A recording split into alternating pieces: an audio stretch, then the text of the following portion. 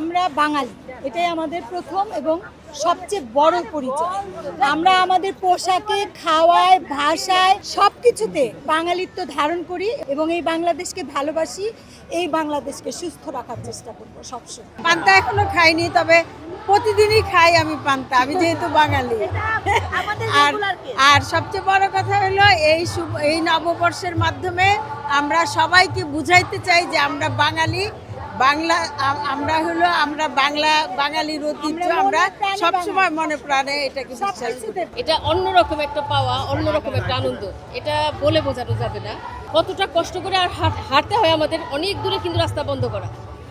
এই হাঁটাটা কেমন করে যেন আমরা হেঁটে এখানে চলে আসি। এমনিতে দেখা যায় যে নর্মালি সবার সাথে দেখার সময় পাওয়া যায় না, তো পয়লা বৈশাখ এমন একটা উৎসব যেখানে ধরেন সবার বন্ধ থাকে, সবাই একসাথে আমরা ঘুরতে বের হই। এই যে দেখেন আশেপাশে সব কিছু কত কালারফুল, কত সুন্দর, সব একদম সেজে গুজে বের হয়েছে, মানে এটা দেখতে খুবই ভালো লাগে। আগে ছোটবেলায় তো স্কুলে যেতাম সকালে রেডি হয়ে, এখন তো কলেজে যেতে হয় সকালে রেডি হয়ে। কিন্তু এই বছর আমি ঢাকাতে এসেছি, আমি এখানে থাকি না যদিও, এখানে বেড়াতে এসে যে পয়লা বৈশাখ উদযাপন করছি।